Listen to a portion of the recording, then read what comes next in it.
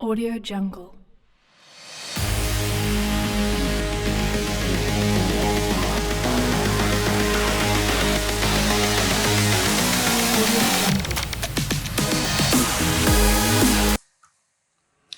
बिस्मिल्लाहिर्रहमानिर्रहीम। ये अब मेरे पास एक पैटर्न पड़ा हुआ है, ठीक है। आर्ट बोर्ड में एक मैंने डिज़ाइन बना के रखा हुआ है, ठीक है। अब हमने करना क्या है, सबसे पहले हम शेप टूल के बारे में देखेंगे कि शेप टूल हमें किस तरह की शेप्स प्रोवाइड करता है, कितनी टाइप्स की शेप प्रोवाइड करता है, वो किस किस तरह की होती हैं, हम उनको किस तरह मॉडिफाई कर सकते हैं अपने पैटर्न में बैकग्राउंड डिज़ाइनिंग में, उसको हम किस तरह कंडीशनली मोल्ड कर सकते हैं, ठीक है। तो फर्स्ट ऑफ ऑल मैंने क्या करना है, यहाँ से एक न्यू फाइल मेरी जो डायमेंशन होंगी उसकी वो होंगी 1080 मल्टीप्लाई बाय 1080। तो मैंने इसको क्रिएट कर देना है। मैं यहाँ से नेम चेंज कर सकता हूँ, ठीक है। तो whatever you want to do, आप इसका कोई भी नेम इसका रख सकते हैं, ठीक है। यहाँ से हमने नेम कर देना। तो मेरे पास ये 1080 का एक बोर्ड, आर्ट बोर्ड बनकर आ जाएगा। अच्छा, अब हम देखते हैं कि शेप टूल है क्या। जब हमने कोई भी डिज़ाइन क्रिएट करना होता है, अब किसी भी डिज़ाइन की बैकबोन क्या होती है, colouring, lines and different shape. इसी का कंपैरिजन होता है ना कोई भी डिज़ाइन। वो डिज़ाइन क्या हो सकता है, वो डिज़ाइन हमारा कोई लोगो हो सकता है, वो कोई पोस्टर हो सकता है, वो किसी तरह का कोई बैनर हो सकता है, यानी कि इट कुड बी एनीथिंग जो कि हम इससे डिज़ाइन कर सकते हैं। तो बेसिकली हमें जो शेप्स यहाँ पे प्रोवाइड होती हैं, एक तो रेक्टेंगल टूल होता है, ठीक है। The second one round rectangle tool, we can modify rectangle to round rectangle tool. The third one is ellipse tool and fourth one polygon and the fifth one is star tool। तो एक मजीद tool add हुआ है 2023 version में, इसको हम कहते हैं flare tool, ठीक है। तो फ्लेयर जैसे कि नेम से शो हो रहा है, फ्लेयर हम शोला कहते हैं ना, तो हम इसको भी साथ डिस्कस करेंगे नेक्स्ट अपकमिंग क्लासेस में। अच्छा, पहले हम सबसे पहले बात कर लेते हैं रेक्टेंगल टूल। अब रेक्टेंगल टूल है क्या, तो जब भी मैंने कोई भी इमेज ड्रॉ करनी है, मुझे उसको ड्रॉ करने का तरीका पता होना चाहिए। उसको इमेज को ड्रॉ करने के दो मेथड होते हैं। क्या होता है कि मैंने इमेज को सिलेक्ट किया अपने टूल बार में से, ठीक है। इस टूल बार में से अपने इमेज को सिलेक्ट करने के बाद मैंने क्या करना है, मैंने अपने आर्ट बोर्ड पे कर्सर को लेकर आना है। कहीं भी मैं अपने कर्सर को लेकर जा सकता हूँ, उसको वहाँ पे ड्रॉ कर सकता, मसला नहीं है, ठीक है। तो अब मैंने क्या करना है, शेप को ड्रॉ करने के दो मेथड हैं। फर्स्ट मेथड क्या है कि मैंने क्या करना है, अपने माउस से, या अगर मैं कुछ टच पैड यूज़ कर रहा हूँ, मैंने अपनी फिंगर से क्या करना है, इसको किसी भी पॉइंट पे होल्ड करना है और ऐसे स्क्रॉल कर देना है, ठीक है। होल्ड करके किसी भी एक पॉइंट पे मैंने अपनी शेप को क्या कर देना है, ड्रॉ कर देना है ऐसे। ये मेरी जो शेप ड्रॉ हो गई है, ठीक है। तो अब ये मेरी शेप ड्रॉ हो चुकी है, जो कि मैंने उसको उसकी विड्थ एंड हाइट बताई थी, ठीक है। मैं अगेन बता रहा हूँ, देखें। अब मैंने क्या करना है, टूल बार में जाना है। टूल बार में जाके मैंने यहाँ शेप सिलेक्ट करनी है जो कि मुझे मेरी कंडीशंस को मीट कर रही हैं। उस कंडीशन के अकॉर्डिंगली मैं कोई भी शेप लूँगा, उसको मैं क्या करूँगा, ड्रॉ करूँगा। ड्रॉ करने का ये है कि हम अपने आर्ट बोर्ड में कहीं भी, आर्ट बोर्ड से बाहर भी हम ड्रॉ कर सकते हैं, कोई मसला नहीं है, लेकिन हम अपनी जो शेप्स हैं उनको आर्ट बोर्ड में ड्रॉ। तो मैंने क्या करना है, अपने कर्सर को किसी भी एक पॉइंट पे रखना है। यहाँ पे मैं ऐसे ड्रॉ कर दूंगा और ये मैनुअली मैं डिसाइड कर रहा हूँ कि इसकी जो लेंथ, ठीक है, इसकी लेंथ, इसकी हाइट एंड इसकी विड्थ क्या होगी, ठीक है। तो ये मैं मैनुअली कंट्रोल कर रहा हूँ। ये मैनुअल तरीका है कि आप किसी भी शेप को ऐसे ड्रॉ कर सकते हैं। अब सेकंड तरीका क्या है, सेकंड मेथड क्या करना है, हम यहाँ से कोई शेप सेलेक्ट करेंगे, ठीक है। मैंने सेलेक्ट किया है रेक्टेंगल टूल। मैं यहाँ पे ला के मैं अपने माउस का कर्सर लेके आऊँगा, किसी भी पॉइंट पे ऐसे क्लिक कर दूँ। ये मैंने क्लिक कर दिया। जैसे ही मैंने यहाँ पे क्लिक किया है, यहाँ पे मेरे पास एक डायलॉग बॉक्स नज़र आने लग गया। अच्छा, अब इस डायलॉग बॉक्स में मैंने उसको दो पैरामीटर्स बताने हैं। वो पैरामीटर्स मुझे ऑटोमेटिकली मेरी रिक्वायर्ड शेप बनाकर डिज़ाइन करके मुझे दे। ठीक है, दोनों मेथड हम यूज कर सकते हैं कंडीशनली। कोई मर्जी की मर्जी, आप जो मर्जी यूज करें, it totally depend on you, whatever you, यानी कि जो आपको लगता है कि it is easy for me to draw, तो आप उसको यूज कर सकते हैं मैनुअली। और अगर आप इसको चाहते हैं कि जी मुझे इसको डायमेंशन देनी है, मुझे डायमेंशन बतानी है, मुझे एक्यूरेटली वही, तो मैं इसको वही डायमेंशंस दे के एक शेप ले लूँगा। अच्छा, अब इसमें मैंने क्या करना है, मैंने उसको विड्थ और हाइट बतानी है। चलिए ठीक है, मैं उसको बता देता हूँ। अब यहाँ पे क्या है, यहाँ पे एक और बात है, देखिए अब ये एक छोटा सा पैनल है, छोटा सा पैनल है। इस पैनल के अंदर एक जीरो टाइप का एक ये इंडिकेटिंग सा शो हो रहा है, जो जिसके ऊपर मेरा माउस जो है इंडिकेट कर रहा है, ठीक है। अच्छा, इसके ऊपर फिलहाल लगी हुई लाइन, यानी कि इस लाइन का मतलब है कि ये अभी ऑफ है। अगर मैं इसको ऑन कर दूंगा ना तो क्या होगा, अच्छा अभी ये ऑफ है तो मतलब कि मैं विड्थ भी खुद बताऊंगा और मैं हाइट भी खुद बताऊंगा। यानी कि अगर मुझे विड्थ और हाइट दोनों डिफरेंट चाहिए, यानी कि मैं चाहता हूँ कि जो मेरा बॉक्स हो, जो मेरा बॉक्स ड्रा हो, वो 330 मल्टीप्लाई बाय 440 का हो, ठीक है। तो मैं क्या करूँगा, यहाँ से इसको ये डायमेंशन बताऊंगा, तो ओके करूँगा, ये जी मेरा उसने शेप ड्रॉ कर। लेकिन अगर मुझे दोनों सेम हाइट और विड्थ के चाहिए तो मैं क्या करूँगा, मैं ये करूँगा, इस और ऑन करूँगा कंस्ट्रेंट को, ठीक है। इस कंस्ट्रेंट को ओपन करने के बाद जो मेरी ऑटोमेटिकली हाइट होगी वही विड्थ भी होगी मेरे शेप की। जैसे मैंने इसको ऑन किया है, इसको मैं यहाँ से रिमूव कर रहा हूँ, इसको भी मैं यहाँ से रिमूव कर रहा हूँ, ठीक है। तो यहाँ पे सॉरी, पहले हम ऑफ करते हैं, ठीक है जी। अब यहाँ पे यहाँ से जो मैं इसकी चेंज करूँगा वही मेरे पास आ जाएंगी, ठीक है। ये देखें,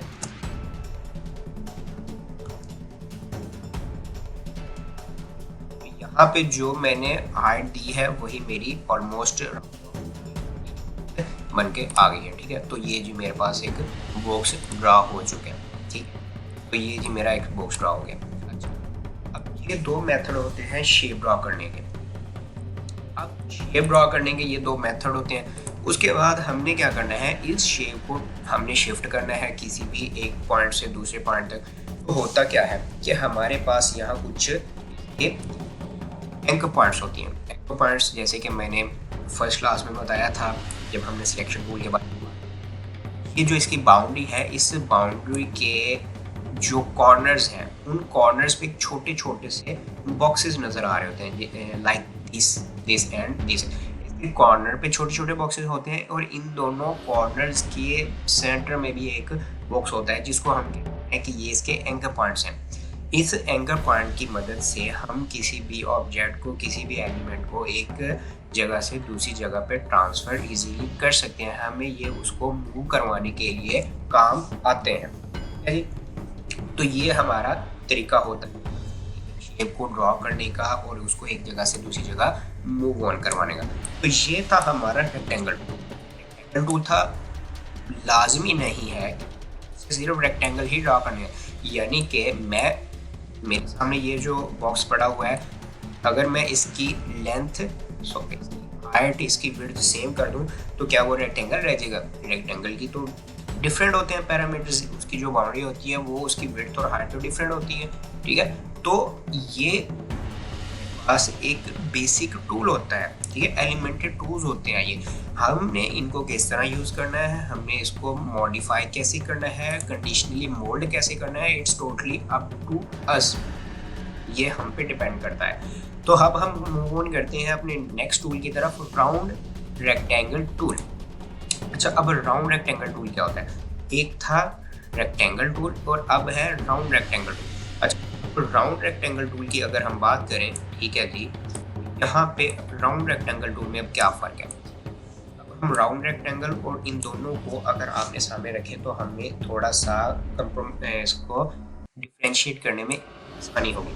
देखिए, अब ये जो मेरा रेक्टेंगल टूल है, ठीक है जी, अब ये जो रेक्टेंगल टूल है ना, इसकी जो बाउंड्री है और इस राउंड रेक्टेंगल टूल दोनों डिफरेंट है। यानी कि इसकी जो कॉर्नर्स है ना वो राउंडेड शेप में है। मैं इसको मज़ीद राउंड भी कर सकता हूँ, इसको मज़ीद राउंड से रेक्टेंगल शार्प कॉर्नर की तरफ भी ले सकता हूँ। यानी कि मेरे जो राउंड्स है ना इनको मैं शार्प भी कर सकता हूँ, इनको राउंड मज़ीद भी कर सकता हूँ। तो इसको रखने का मकसद क्या है?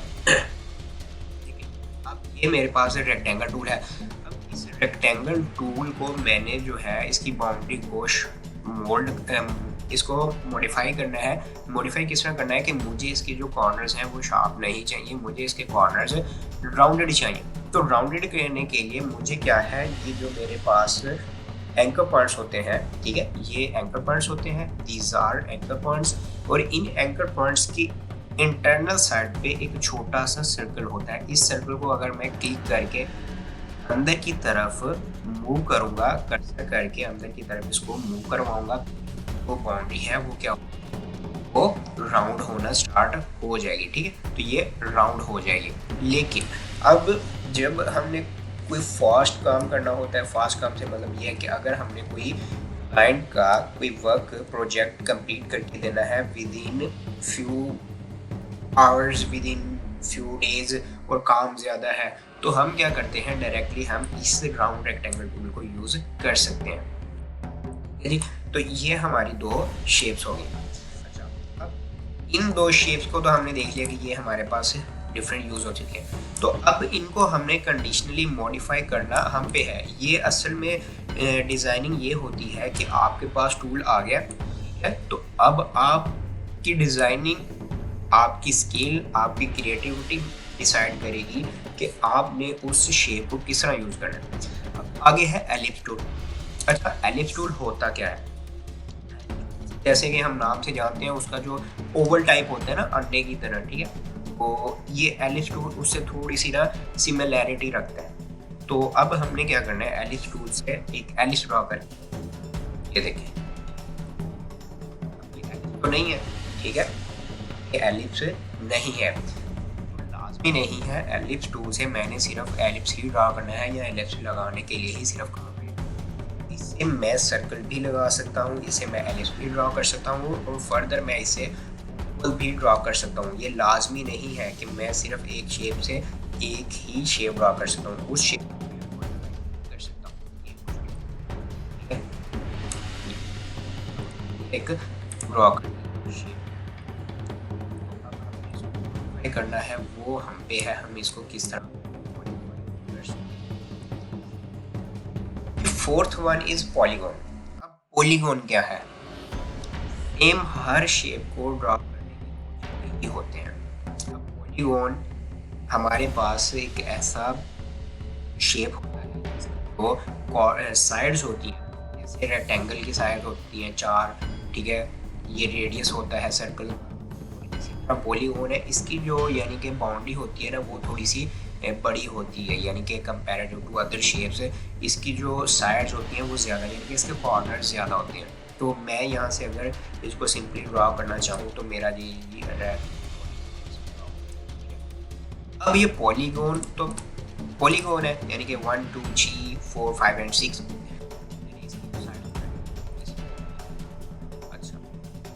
अगर मुझे पॉलीगॉन की साइड्स ज़्यादा रिक्वायर्ड है, लाजमी तो नहीं है कि अगर पॉलीगॉन की 5 साइडें हैं तो हम इसको बढ़ा नहीं सकते,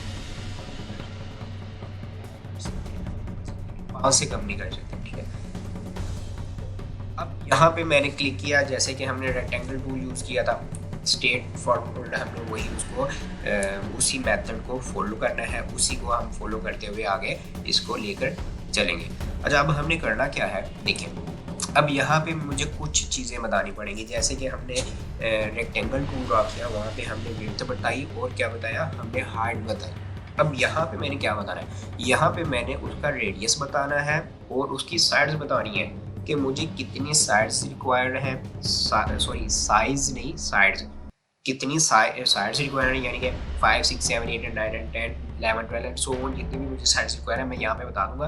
तो मुझे वो उस रेडियस का, जैसे सर्कल का रेडियस है ना, हमें अगर सर्कल भी इस तरीके से ड्रा करना हो ना तो हम रेडियस ही बताते हैं। तो मैं कहूँगा कि मुझे यहाँ पर 200 रेडियस का होना चाहिए, लेकिन उसकी जो साइड्स है ना वो 8 होनी चाहिए। तो मैं जैसे ही क्लिक करूँगा ओके, ये जी मेरे पास 200 रेडियस का आ गया और इसको 8 साइड्स हैं, 1 3 4 5 6 7 एंड 8। हम ये इसकी 8 ये मेरे पास 8 साइड्स बनकर आ गई हैं। तो इसको भी हम कंडीशनली डिपेंड करता है कि कैसे यूज़ करें, इसकी साइज बढ़ा सकते हैं, कम कर सकते हैं, ये हम पे डिपेंड करता है। ये हमारी कुछ शेप्स होगी। अच्छा, लास्ट वन है हमारा स्टार टू। ये स्टार वैसे बेसिकली स्टार है वो बहुत सारी बेसिक डिज़ाइनिंग में बहुत सारी यूनिक तरह की या बच्चों की जो डिज़ाइनिंग होती है ना वहाँ पे यूज़ होता है, और अक्सर हम इसको बैकग्राउंड डिज़ाइनिंग में भी यूज़ करते हैं। तो इसकी मॉडिफिकेशन भी हो जाती है, हम इसको modify, I will tell you in how we can modify this. हम इसकी भी साइड्स को बढ़ा सकते हैं, ठीक है। यहाँ पे मैं आपको दिखाता हूँ, एक यहाँ पे स्टार ड्रा किया, ये मैंने एक स्टार ड्रा कर लिया। अच्छा ये देखिए यहाँ पे अब आ रही है पिंक लाइन, ये देखें पिंक लाइन मुझे बता रही है कि मेरा जो ऊपर सर्कल पड़ा हुआ है ना उसकी जो बाउंड्री है मेरे स्टार की बाउंड्री के इस जगह पे एक दूसरे को इंटरसेक्ट कर रही है, ये देखें। अच्छा फिलहाल जो मेरे पास स्टार है ना इसकी कुछ साइड्स यानी कि 1 2 3 4 एंड इसकी 5 साइड मैं कम ज़्यादा कर सकता हूँ, मर्जी ज़्यादा कर लूँ। स्टार है ना तो लाजमी तो नहीं है कि जितनी मुझे ऑटोमेटिकली दी गई है मैंने उतनी ही लेनी है, तो मैंने यहाँ पे मैंने इसके पार्ट्स बताने हैं, 2 रेडियस बताने हैं, ठीक है जी, पार्ट्स बताने हैं और 2 रेडियस है। फिलहाल जो है इसके पॉइंट्स हैं 5 1 2 3 4 एंड 5 पॉइंट्स हैं। तो अगर मैं कहूँ कि मुझे सेम रेडियस का 9 पॉइंट्स में चाहिए तो मैं 9 पॉइंट्स का स्टार बन गया। तो अब ये स्टार भी है और ये एक और भी यूनिक शेप है, यानी कि अक्सर हमने वो कोई लगा हो ना सेल वाला, ठीक है, तो इस तरह का लगाया होता है टैग, ठीक है। अगर कलर फिल कर दें, ठीक है जी, तो इसमें कलर फिल करूँ तो ये हमारा बिल्कुल एक टैग की तरह बन जाता है, ठीक है। और हम इसको एज ए टैग यूज़ कर सकते हैं। यानी कि अब देखें था क्या, स्टार था, स्टार को हमने क्या कर दिया उसकी बढ़ा दी, उसके पॉइंट्स बढ़ा दिए, वही पॉइंट्स अब हमारा जो है वो टैग का काम कर रहे हैं, हम उनको एज ए टैग यूज़ करें। अच्छा अब कलरिंग के लिए हमें क्या है ज़रूरत है, हम इसमें कलरिंग करें, क्योंकि सिंपल शेप बड़ी बोरिंग सी लगती हैं। ये मैं क्या करूँगा, उसके लिए मैं स्वाचेस ओपन कर लूँगा, बजाय कि मैं यहाँ जाऊँ फिर मैं फिल में जाऊँ वहाँ से मैं फिर कलर सेलेक्ट करूँ, तो सिंपली मैं स्वाचेस ओपन कर लूँगा। विंडो पैनल पे जाऊँ, यहाँ पे हमारे सारे पैनल्स ओपन होते हैं, तो स्वाचेस एस से शुरू होता है, ऐसे। तो मैं यहाँ पे ABC को काउंट करता हूँ, क्योंकि जितनी भी प्रोडक्ट्स होती है ना, जितना भी ऐसा सॉफ्टवेयर होते हैं उसमें सीक्वेंस से हम चलते हैं ABCD and ABCDEF and so on XYZ। तो स्वाचेस एस है तो डायरेक्ट आपने ऊपर से नहीं देखा ना कि यहाँ पे एक्सटेंशन है C है 2, अच्छा यहाँ पे होगा, कहाँ पे होगा, फिर में आखिर में मुझे जाकर होता है तो S स्वाचेस, तो यहाँ पे आपने डायरेक्ट S वाली ही लाइन में देखना है। मेरे स्वाचेस आ गए, ठीक है जी। तो जैसे मेरे पास यहाँ पे स्वाचेस आ गए तो मैं क्या करूँगा, इनको फिल करूँगा अपनी शेप्स को, ठीक है। मैं इस शेप को सिलेक्ट किया, फिर मैंने इस शेप को सिलेक्ट किया, फिर मैंने क्या किया इस शेप को सिलेक्ट करके इसमें कलर फिल कर दिया एंड सो ऑन। मैं क्या करूँगा इसमें कलर फिल करता जाऊँगा। अच्छा अब मैंने क्या करना है, इन सारी शेप्स को एक दूसरे के साथ रख देना है इकट्ठा करके, ठीक है। इनका अगर आप चाहें तो इनका जो स्ट्रोक है रहने दें, अगर आप चाहें तो इसका स्ट्रोक ख़त्म भी कर सकें। अच्छा ये हमारी थी बेसिक शेप। वैसे इसमें कुछ मैंने मॉडिफिकेशन भी किया है, इतनी वेरी बेसिक्स भी नहीं है, क्योंकि वेरी बेसिक्स जो होती है ना वो जैसे पहली 2-3 मिनट ड्रॉ की हुई है ये होती है सबसे ज़्यादा बेसिक। अच्छा अब हम ट्राई करते हैं, हम एक वो बैकग्राउंड डिज़ाइनिंग में या अगर हमें लोगो डिज़ाइनिंग करनी हो ना, वो कैसे होगी। अच्छा, हमारी ये जो शेप्स है ना, जो अब हमने इसको मॉडिफाई शेप्स बनाएंगे जो हम बैठ, ये हमारे जो लोगो डिज़ाइनिंग की क्लासेस होंगी, हमारी जो पोस्टर डिज़ाइनिंग की क्लासेस होंगी, उनमें ये सारी शेप्स, उनमें ये सारे पैटर्न्स काम आएंगे। ठीक है जी। अच्छा, अब फिर मैंने क्या करना है, यहाँ पे जाऊँ, रेक्टेंगल टूल लूँ, फिर मैं क्या करूँ कि उसको ड्रा करूँ। ये बहुत बड़ा एक ना लॉस है टाइम का। सिंपली मैं क्या करूँगा, मुझे कॉपी कर लेना चाहिए इसको। कॉपी कैसे करना चाहिए कि मैं जाऊँ फाइल में, ठीक है, वहाँ से मैं जाऊँ एडिट में जाऊँ, यहाँ पे मेरे पास है कट है, कॉपी है, पेस्ट है, paste in front, paste back, paste in place, paste on all artboard. ठीक है, यहाँ पे पेस्ट की आगे डिफरेंट टाइप्स है, ये भी हम डिस्कस करेंगे बाद में नेक्स्ट क्लास में इंशाल्लाह।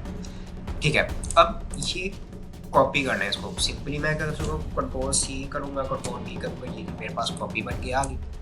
तो लेकिन ये कॉपी क्या होगी, ये उस के सेंटर में आएगी, मेरे आर्टबोर्ड के सेंटर में, यानी कि वो रैंडमली कहीं भी आ सकती है। ये डिफाइन भी नहीं है कि वो सिर्फ सेंटर में ही आएगी, वो कहीं भी आ सकती है। ठीक है, तो अब इस हम बेसिकली यूज़ करते हैं, अपनी शेप को सिलेक्ट करते हैं।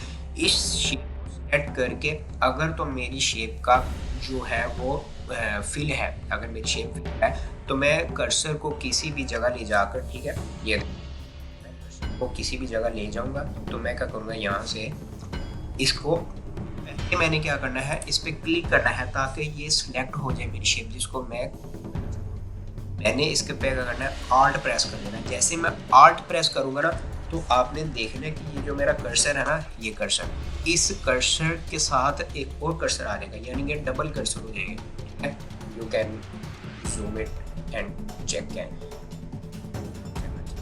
अच्छा, अब जैसे मैं इस पे आल्ट प्रेस कर रहा हूँ ना, तो मेरा जो कर्सर है ना, वो डबल में शिफ्ट हो रहा है। मैंने क्या करना है, इसको क्लिक करके ड्रैग कर देना है जहाँ पे मैं चाहूँ। ये देखिए मेरी कॉपी बन गई। तो क्या करना है, सिंपल अगेन बताता हूँ, ये देखें हमने करना क्या,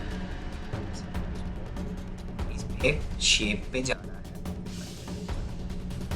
शेप पे जाना है, शेप को सिलेक्ट करना है, शेप को सिलेक्ट करना है। इस पे मैं क्या करूँगा, आल्ट प्रेस करूँगा, फिर अपने कर्सर को वहाँ से ड्रैग करवाऊँगा, जहाँ भी मुझे नीचे चाहिए मैं नीचे ले आऊँगा, दाएँ मुझे चाहिए वहाँ पे मैं इसको मूव करवा।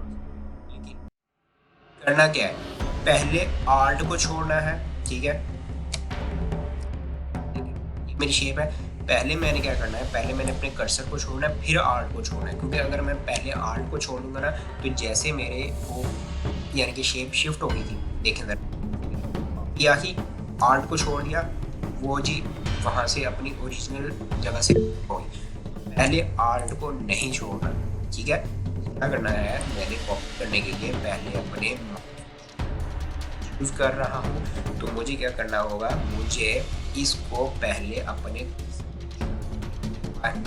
सॉरी, मेरा ये जो कर्सर है ना, जिसने होल्ड किया, जिस फिंगर से मैंने इसको होल्ड किया हुआ है, इसको छोड़ना है, फिर मैंने आल्ट को छोड़ा है, ये जी मेरी कॉपी होगी। अब हम क्या करते हैं, इसके पैटर्न्स बनाते हैं। पैटर्न्स बनाने के लिए हमें क्या करना होगा, इसको ऐसा मॉडिफाई, आपको बताया कि हम इसको अपनी मर्जी से मॉडिफाई कर सकते हैं, ये हम पे डिपेंड करता है। तो हम इसको थोड़ा सा डायमंड शेप में लेकर जाएंगे। डायमंड जो कॉर्नर्स होते हैं वो शार्प होते हैं, तो हम क्या करेंगे, एक और लेंगे, राउंड रेक्टेंगल टूल लेते हैं, ठीक है जी। हम यहाँ से एक और शेप ड्रॉ, अब मैं क्या करूँ, इसको थोड़ा सा छोटा कर दूँ, ठीक है। अब हमने क्या करना है, हमने इसको थोड़ा सा ऐसे टर्न दे देना। टर्न, अब मुझे क्या पता लगेगा मुझे कितना टर्न देना है, किस एंगल पर टर्न देना। इस टर्न के लिए हम पता क्या करते हैं, इस टर्न के लिए हम इसको क्या करते हैं, यहाँ एंकर पॉइंट पे लेकर जाते हैं। मेरा शेप है, इस शेप के एंकर पॉइंट पे जब मैं लेकर जाऊंगा, यहाँ पे एक टर्निंग पॉइंट जैसे, यानी कि दोनों साइड पे इस शेप के राइट एंड लेफ्ट दोनों साइड पे ये एक मेरे पास पॉइंट शो हो रहा है। ठीक है, मैं क्या करूँगा, इसको शिफ्ट प्रेस करूँगा, शिफ्ट प्रेस करके, ठीक है, मैंने पहले सेलेक्ट किया। ठीक है, अच्छा, अब जैसे मैं इसको टर्न करूँगा ना, टर्न करने के लिए मैं शिफ्ट प्रेस कर लूँगा। जैसे मैं शिफ्ट प्रेस करूँगा तो मेरी जो शेप है ना वो डायरेक्ट 40 पे सीधी सीधी वो होगी 45 के एंगल पे शिफ्ट होगी। वैसे हमारी मर्जी है, हम मैनुअली भी इसको शिफ्ट कर सकते हैं, जैसे मसला नहीं है। लेकिन अगर हमें 45 का एंगल चाहिए तो 45 का एंगल लेने के लिए मुझे करना पड़ेगा, तो मेरा जो एंगल है वो डायरेक्ट आ जाएगा। अच्छा, मैं इसको कर लेता हूँ शिफ्ट। अब हम क्या करते हैं, अब हमने इसकी एक मजीद कॉपी लेनी है। कॉपी लेने के लिए मैंने आपको तरीका बताया था, आल्ट प्रेस करना है। ठीक है, प्रेस करना है तो ये मेरी ये कॉपी, ये देखें ये मेरी कॉपी आ गई है, ये मेरे पास एक। अच्छा, अब यहाँ पे मसला होता है कि जी अब मैं इसको रखूँ कहाँ पे।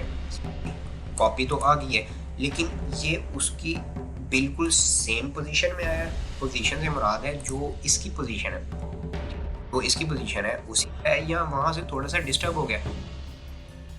मैं आपको बताता हूँ, ये पोजीशन से मुराद है कि ये जो कॉर्नर है इसके साथ मिल रहा है, ये नीचे वाला कॉर्नर इस कॉर्नर के साथ। तो उसके लिए हम क्या करते हैं, उसके लिए एक और तरह की कॉपी हम यूज़ कर सकते हैं। वो कॉपी क्या होती है, वो होती है आल्ट एंड शिफ्ट दोनों साथ में प्रेस करते हैं। आल्ट शिफ्ट प्रेस करने के लिए हम क्या करेंगे, पहले प्रेस करना है, यहाँ पे कर्सर लेके जाना है। जैसे हमारी कॉपी आ जाएगी तो हमने शिफ्ट प्रेस करके इसको आगे मूव करवाना।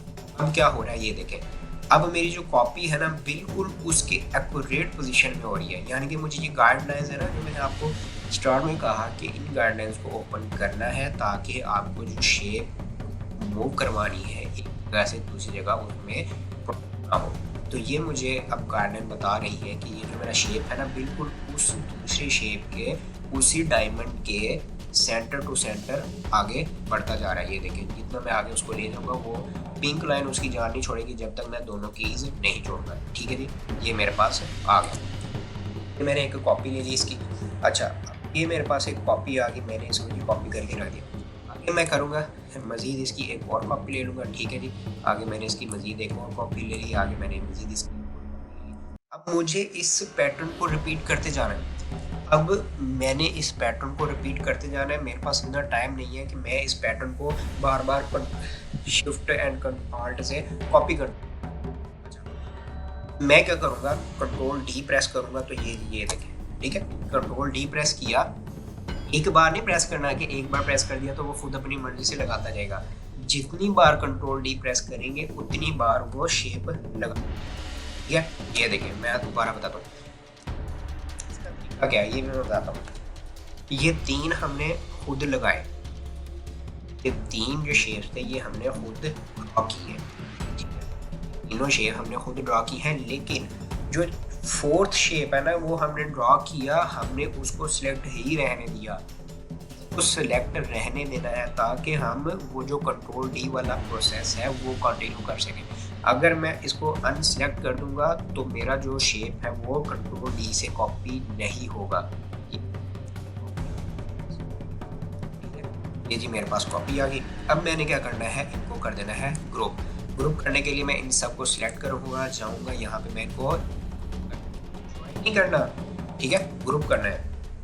अच्छा, करना है, इसकी मैं मज़ीद एक और कॉपी ले लेता हूँ। ठीक है जी, अच्छा ये देखिए मैंने इसकी एक मज़ीद कॉपी ले ली, ये देखिए मेरे पास एक कॉपी आ गई।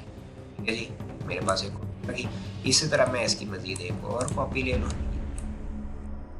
इसको सिलेक्ट करें, शिफ्ट प्रेस करें तो मेरे पास एक कॉपी आ गई। मैं फिर क्या करूँगा, कंट्रोल डी प्रेस करूँगा तो ये जी मेरा, ये कितना प्यारा पैटर्न लग रहा है ना। तो अब एलिमेंट्री शेप क्या थी, शेप एलिमेंट्री ये थी कि हमारे को रेक्टेंगल टूल था उसको हमने मॉडिफाई किया तो हमारे पास ये पैटर्न बन आ गया। ठीक है, तो ये देखिए अब ये बड़ा ही बेहतरीन एक डिज़ाइन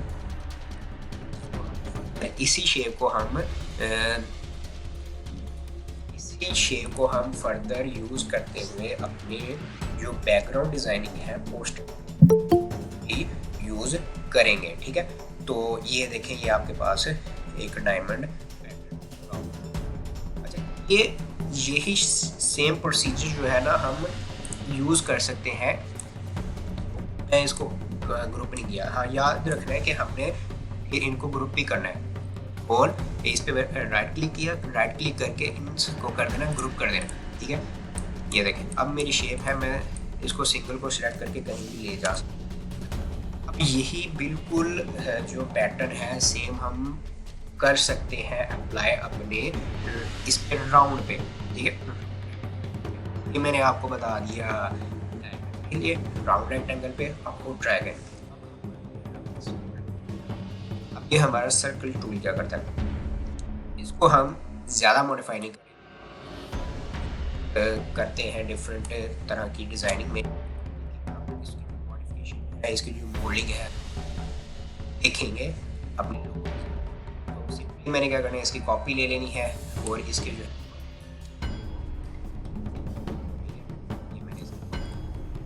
ये मेरे पास इसकी कॉपी आ गई है और मैं इसको क्या करूँगा। अच्छा, ये भी एक इस बात का भी ख्याल रखना है कि जो हमारे पास कॉपी आई है ना, इस कॉपी को आपने ख्याल से यूज़ करना है। यूज़ कैसे करना है, जैसे अभी आपके सामने मैं ऊपर से आया, इसको जब मैं बड़ा करने लगा, जैसे ये जी मेरी शेप डिस्टर्ब हो गई, तो इसका भी ख्याल रखना है। ये आप क्या करेंगे, ये आप एंड आल्ट दोनों इकट्ठी प्रेस करेंगे तो ये जो शेप है ना लीनियर इसमें चेंज आएगा। लीनियर चेंज से मुराद है इसके चारों साइड में चेंज आएगा, चारों साइड आएगा, क्योंकि हम इसको क्वार्टर शिफ्ट करते हैं, चेंज करते हैं। First, second, third and fourth साइजली चेंज होंगे। ठीक है, ये देखें, मैं करता हूँ इसकी एक और कॉपी ले ली एंड इसकी एक और, फिर इसको मैं करता हूँ स्वाचेस ओपन करता हूँ। ठीक है, स्वाचेस से इसको मैं कलर को दूंगा यहाँ से किया एंड इसको हम थोड़ा सा ना यानी कि अच्छी लुक देने के लिए, अट्रैक्टिव लुक देने के लिए इसका स्ट्रोक कर देंगे। स्ट्रोक में white you can your own interest, यानी अपने इंटरेस्ट की आप अपनी खुद चूज़ कर सकें। ठीक है, तो मुझे ये अच्छा लगता है तो मैं यहाँ पे ये यूज़ कर रहा हूँ। नीचे वाला खैर इतना अच्छे से प्रिसाइजली शो नहीं हो रहा, तो डजेंट मैटर, कोई मसला नहीं है। ठीक है, तो ये हमारी जो डायमंड शेप है और ये हमारे पास इधर जो है ये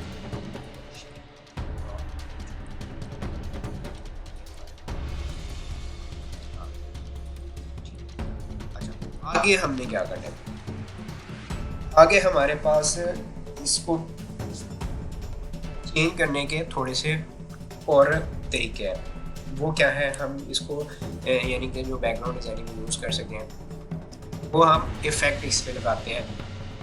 जैसे कि अगर मैं सिंपली इस अपने सर्कल टूल को ले आऊँ, सॉरी लेता हूँ, कॉपी लेकर इधर आ जाता हूँ। ठीक है जी, इसका मैं कलर चेंज कर लूँ, ये जी मैं कलर ले,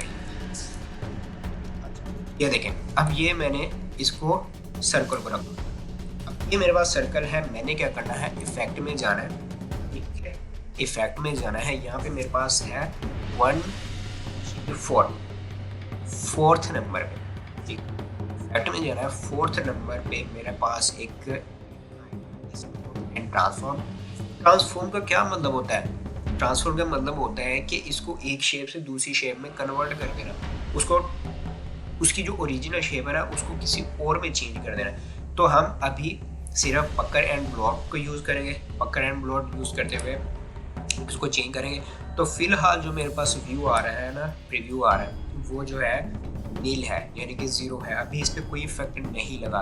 तो आपने इस प्रीव्यू का जो बॉक्स है इसको चेक रखना है, ताकि अगर आप इस पॉइंट को जो है वो मूव करवाएं फॉरवर्ड या बैकवर्ड, वो क्या है आपको साथ साथ प्रीव्यू दिखाता जाएगा। तो अगर आप इसको अनचेक कर देंगे तो मैं इस पर प्रीव्यू लगा रहा हूँ, ठीक है, तो ये कोई मुझे वो प्रीव्यू नहीं दिखा रहा। तो जैसे इसको मैं प्रीव्यू को चेक करूँगा तो ये जो मुझे शेप दिखा रहा है, ठीक है, तो ये जो मेरी शेप शो होगी है, देखिए। अगर जब मैं इसको लेकर जाऊँगा फॉरवर्ड, ठीक है, फॉरवर्ड लेकर जाऊँगा तो मेरी शेप जो है वो इस तरह के फ्लावर की बनेगी। अगर मैं इसको बैकवर्ड लेकर आऊँगा तो ये जी मेरे पास इस तरह का एक डिफरेंट शेप बन जाएगा।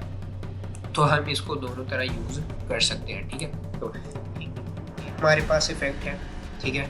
और इसके बाद अगर मैं यहाँ से एक और कॉपी ले आऊँ, ठीक है, ये मेरे पास एक कॉपी आ गई है, ठीक है। सेम मैंने यही प्रोसीजर दोबारा अप्लाई करना है, distort and transform, bucket and dot. अब मैं इसको फॉरवर्ड मूव करवाऊंगा, फॉरवर्ड मूव करवाया तो मेरे पास की ये एक वो शेप आ गई। आगे नेक्स्ट, ये हमारे पास सर्कल था। अगर हम इसको लेकर आए पॉलीगॉन को, अगर हम पॉलीगॉन की बात करें, पॉलीगॉन को भी हम चेंज कर सकते हैं, हम इसको भी ट्रांसफॉर्म कर सकते हैं। तो हम करके देखते हैं। अच्छा, अब हमने क्या करना है, पहले शेप को सिलेक्ट करना है, फिर इफेक्ट में जाना है। इफेक्ट में जाने के बाद distort and bucket and dot. तो अगर मैं इसको फॉरवर्ड बैकवर्ड मूव करवाऊंगा मेरे पास दो रिजल्ट आएंगे, किसी भी शेप के दो रिजल्ट होंगे, ठीक है। ये देखें, और ये एक वो फंजी टाइप नहीं होती, बायो वाले पढ़ते हैं, बायो की फील्ड में फंजी या एलजी इस तरह का इसको ना नेम देते हैं। तो ये वो वायरस की तरह का ना, अगर आप देखें ना जब हमें न्यूज़ में दिखा रहे होते हैं वायरस, तो वो इस तरह का ना एक ना साइन हमारे पास आ रहा होता है, ठीक है। तो ये हमारा जी, हम इसको कलर और दे देते हैं। इन शेप्स को ड्रा करने का मकसद ये नहीं है कि आपको इंटरटेन करना, इनको ड्रा करने का मकसद ये है आपको इसकी मॉडिफिकेशन का पता लग सके और हम इसको फर्दर हमारे आने वाली अपकमिंग एक्सरसाइज में इनको हम यूज़ करें अपनी डिज़ाइनिंग में, अपने पोस्टर्स या लोगोज वगैरह की डिज़ाइनिंग में हम इसको यूज़। उसकी ज़्यादातर हमारा ये जो यूज़ होगा वो पोस्टर की बैकग्राउंड डिज़ाइनिंग में यूज़ होगा। अच्छा जी, बकेट एंड ब्लॉट, और इसको हम क्या फॉरवर्ड, तो हम मेरे पास इस तरह।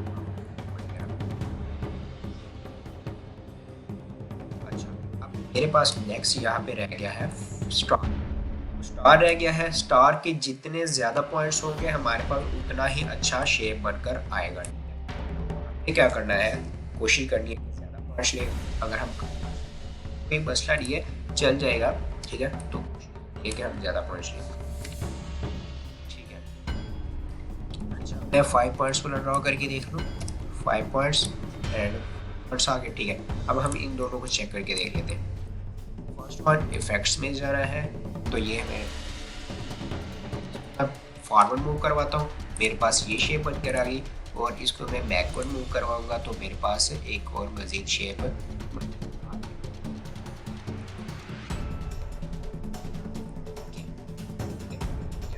वायरस बन के आ गया। इस वायरस में दोनों में डिफरेंस है, ठीक है।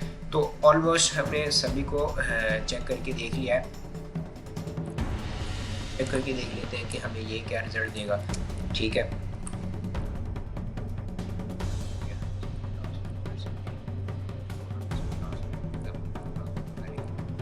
और यहाँ पे